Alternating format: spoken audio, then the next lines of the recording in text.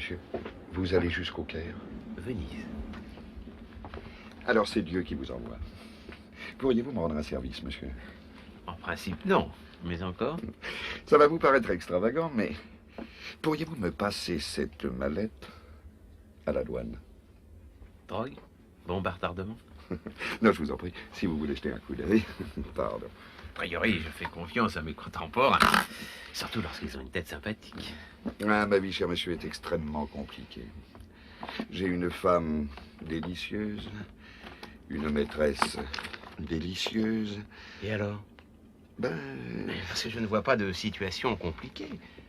Tout ça est extrêmement banal et tout ce que je vois là-dedans est extrêmement anodin. Trop anodin, peut-être, dirait quelqu'un de méfiant. Mais ma femme m'attend à l'aéroport. Une pomme. Rien de plus ordinaire qu'une pomme. Mais elle est terriblement jalouse. Alors, un pyjama, un mouchoir, un briquet rose. Cette mallette m'a été offerte par Angelina. Angelina, c'est l'autre? Oui. Oui, c'est pourquoi il serait tout à fait déplorable que Maria Teresa la trouve en ma possession. N'ajoutez pas un mot, monsieur. Les histoires d'amour n'ont pas besoin d'être justifiées. Quand je pense que j'ai failli fouiller cette mallette. Où dois-je la déposer, monsieur? 3780, Calle Santa Lucia. Demandez la signora Pompini. Je ne sais vraiment pas comment vous remercier. Je n'espérais pas tomber sur un homme aussi... Un homme de cœur, monsieur. Nous commençons notre descente vers Venise. Nous allons nous poser dans quelques minutes. Grazie. È in arrivo il volo 818 in provenienza da Bari, Roma, Firenze. Flight 318 arriving from Bari, Roma.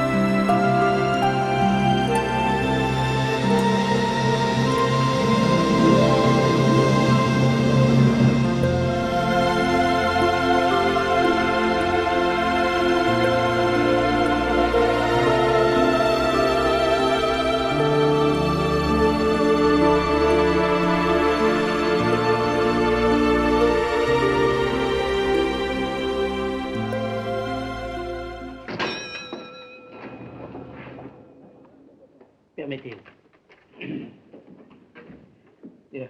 Hein? Occupe-toi de ma cliente. Oui. Le receveur a résisté jusqu'à présent, ça ne peut pas durer. Je le prends en main. Tu le prends en main? Comment? Oui, on en va faire. Sers 200 grammes de raisin sec à madame. Oui, j'ai compris. Bonjour, monsieur le receveur, qu'est-ce que je vous sers? Une petite boîte de sardines. Une boîte de sardines pour une personne. On va vous donner ça. Voilà. Ça fait 50 francs. Huile d'olive extra. Hein. Pas de tête, pas d'arrête. Un amour de petit poisson qui, dans votre assiette, a l'air de vous dire « mange-moi ». Et avec ça? Ce sera tout. Je vous rappelle, monsieur le receveur, que notre petit pays a déjà été envahi 3 fois. En 70, en 14 et en 41. Je ne parle pas des guerres de l'Empire ni des guerres de religion. Je ne vois pas le rapport. Eh bien, à chaque fois, monsieur le receveur, les malins, les prévoyants, ceux qui avaient eu l'idée de faire des provisions n'ont eu qu'à s'en féliciter. Qu'attendez-vous pour les imiter? Ouf, je ne me vois pas cumulant des provisions. Bon, mais il ne s'agit pas d'accumuler, non. Seulement, vous auriez chez vous quelques boîtes de saumon japonais, mes petits pois les futés, fins comme du sable, sucrés comme des dragées. La merveille des merveilles. Le cornet de bif de la pampa, plus savoureux que de la vraie viande, sans oublier quelques plaquettes de chocolat du monastère. Sa conservation indéfinie, c'est garanti sur facture. Alors là, monsieur le receveur, là, vous pourriez m'en venir. Oui, vous êtes bien gentil, monsieur Léon, mais pour aujourd'hui, je me contenterai de mes sardines. Tiens, voilà Simone. Ah, mais c'est rare de te voir, mais toute la poste est là. Comme vous dites, monsieur Léon. Vous faites votre petit marché d'homme seul. Eh oui. Mais vous avez tort. Moi? Eh oui, vous prendriez seulement avec un saumon, un futé et 2 monastères, que vous en auriez pour un billet de 1000 et quelques. Et je vous donnerai en plus un billet de loterie. Le tirage est samedi, vous pouvez gagner. La plaisanterie est cruelle, monsieur Léon. Que ferais-je d'un vélo d'enfant? Ah, c'est vrai, vous n'avez pas d'enfant, mais vous en aurez. Ah oui. Mais pour ça, il faudrait d'abord que je me marie. Mais mariez-vous. Oui, hein, voyez-vous comme c'est ennuyeux de ne pas être marié. Vous voici pratiquement à la tête d'un vélo d'enfant dont vous ne savez que faire. Bah, mariez-vous et d'ici une dizaine d'années, votre petit me remerciera de vous avoir persuadé. D'accord, donnez-moi tout ça. Oui, aussi. Si on était seul, j'aurais vite fait de te réchauffer. Oh.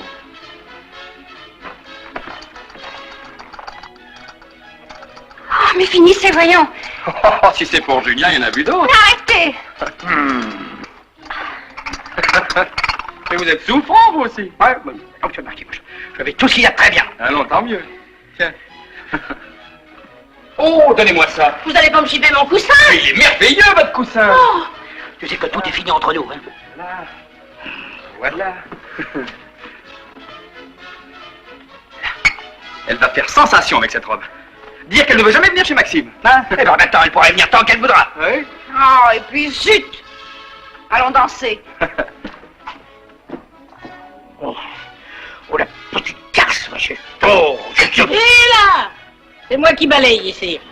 Oui, t'as raison. Hein. Puis il faut pas tout de suite supposer le pire. Elle est sortie avec un petit camarade, c'est tout. Petit camarade, ce jeune voyou, là, je lui donne du monsieur le marquis, moi, et puis il me traite comme un larbin. Ah, tu vas pas nous jouer Rigoletto, non? Dis donc, il te doit tant que ça? Un petit peu, tiens. Il va voir de quel bois je me chauffe, le petit camarade. De la dignité, Julien. Songe que t'es sous l'uniforme. D'accord.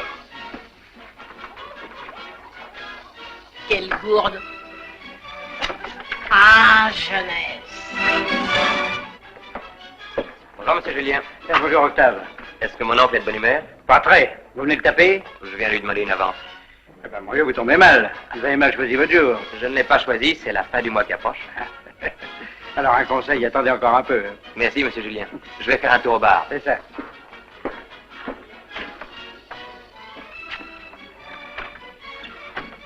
Dites-moi, patron, hein, vous me laissez votre bureau 5 minutes? Si vous voulez, hein. Dites donc, le petit Duvélin, il commence à avoir une sérieuse note chez vous. Bon, il héritera un jour de son oncle. Et il est tellement sympathique. Ah oui. Et il n'a que des amis ici. Ah, vous croyez? Vous avez appris quelque chose sur son compte? Il a trompé la confiance d'un de mes amis. Une histoire d'argent?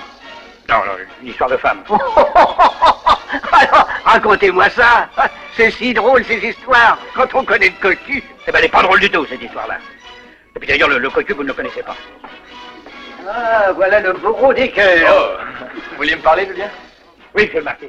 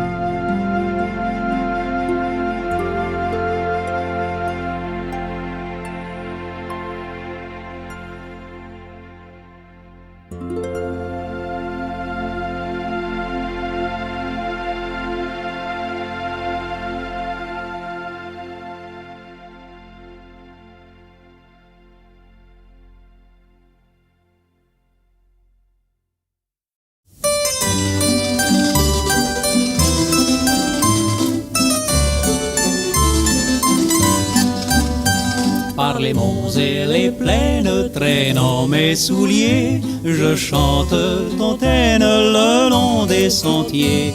Je vais boire aux fontaines, je dors dans les blés, beaucoup mieux que le prince dans son lit brodé. Qu'il fait bon sur ma colline dormir tout là-haut, là-haut sur ma colline, la colline aux oiseaux. La la la, on fait des rêves si beaux, là-haut sur la tranquille colline aux oiseaux. La la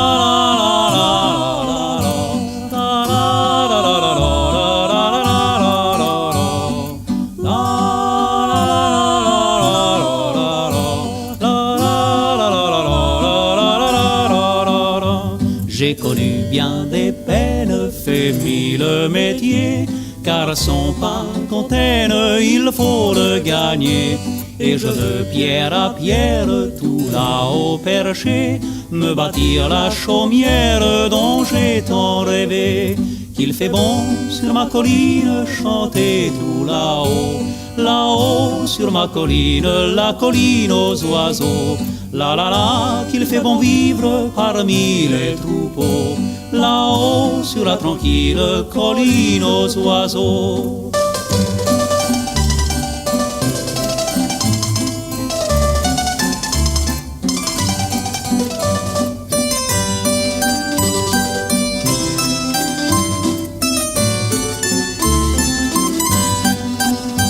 Lorsque ma maisonnette sera terminée, je sais bien, Tontaine, ce que je ferai. J'irai voir ma brunette et tout bas lui dirai: voici notre domaine pour l'éternité. Qu'il fait bon sur ma colline dormir tout là-haut, Là-haut sur ma colline, la colline aux oiseaux. La la la, j'attends ma belle qui viendra bientôt. Là-haut sur ma tranquille colline aux oiseaux. La la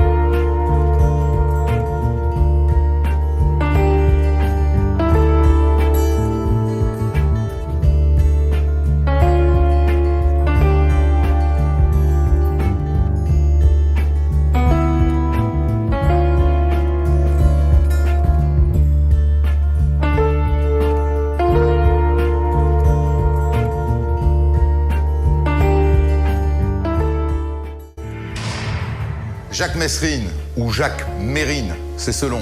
Ses compagnons de braquage, de cavale ou de prison l'ont toujours appelé Mérine et les policiers et les journalistes l'ont toujours appelé Messrine. Tout le monde connaît la fin de l'histoire. L'ennemi public numéro 1 abattu par la police dans sa voiture, porte de Clignancourt, à Paris. Assassiné, disent tous ceux qui, d'une manière ou d'une autre, ont été fascinés par le personnage. Peu connaissent son histoire, la vraie, qui est assez éloignée du mythe d'un Robin des Bois moderne, l'histoire d'un voyou qui portait beau, mais qui, de braquage en évasion, était devenu un homme extrêmement violent, très sûr de lui. Un homme dangereux qui avait dit un jour au commissaire Broussard « Le premier qui tirera aura raison ». Et à la fin de l'histoire, ce sont les policiers qui ont tiré les premiers.